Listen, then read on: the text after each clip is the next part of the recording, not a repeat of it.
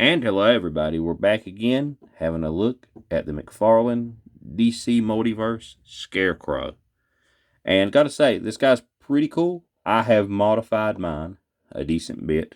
And I will show you and tell you what I've done to mine in order to, help you if you want to do the same to yours. Because out of package, he looks good, but I was a little disappointed with some things. But before we get into that, accessories, he has this sickle blade, this skull, the stand that's currently holding him up, and this card. Now, for scale, because I intend on using him as like a Dead by Daylight type of, random horror killer type thing. There he is with Art the Clown. I think he scales really well with NECA. Here he is with a G.I. Joe Classified. A little big there, but I mean, if you want him just to be a scary monster. Works really well with Legions. And lastly, here he is with one of the Snail Show gals. Casual, I think her name is Eileen. So, yes. Works with her, too. You just got to pose them and, get them, fudge the scale. That's what I always say. If you can make things work if you get the perspective fudged enough. Now, you know what? One extra size comparison that probably isn't going to fit on screen, and I'm probably going to regret it. Yep, he's not going to scale. I can't scale him with one of the killer clowns. Darn. Oh well. So, before we start on the articulation, I will say the first number one thing I did was I boiled and took this guy completely apart. Popped the hands out because they were stuck. Popped the feet out because they were stuck. I popped the torso, and I can show you this before we even get started. And I carved that plastic out up in there. You won't ever see it, but it allows him to crunch forward. And I also carved the piece of plastic off the back of the thigh that's hidden by this to give him a thigh swivel. Now, those mods are easy to do, but do at your own risk, because, there's always a chance you can mess something up or hurt yourself when messing with knives in hot water.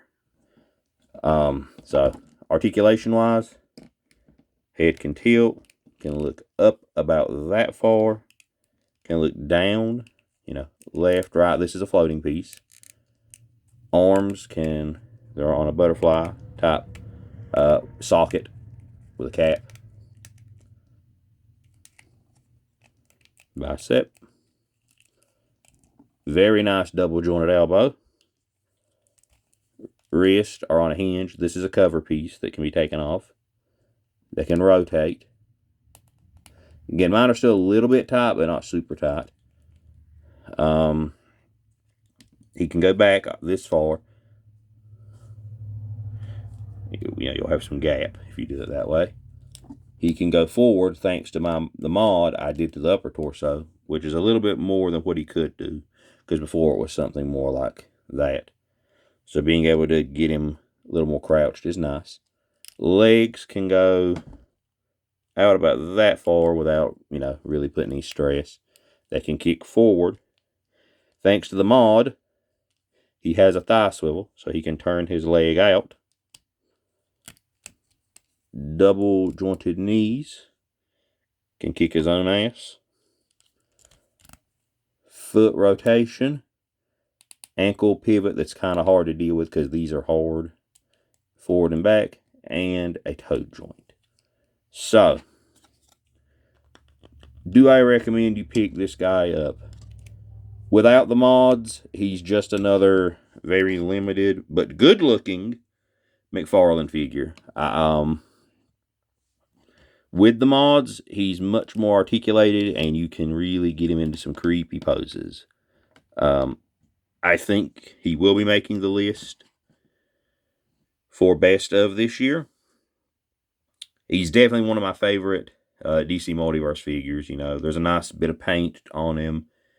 Nice wash. And, again, if you need a creepy Scarecrow, even if you don't want it to be Jonathan Crane, this is a good pick, I'd say. He is a little bit hard to find, but because he sold out really fast, and I haven't really seen a lot of them in the store. So if you get the chance to get this guy, grab him, even if you don't do the mods. I think you'll enjoy him. He's definitely one of the best DC multiverses, like I said. Just a really cool figure. Makes me think of some of the old Kenner. Was it Kenner or Playmates figs back in the day? Like the look to him. And yeah, that's pretty much everything on this guy. I think he's pretty neat. And links in the description to my Instagram page, Goldmember150, my toy collab page, The Devil's Toys, and the podcast I'm a part of. If you're interested in any of those. And until next time, remember, collect toys, live deliciously.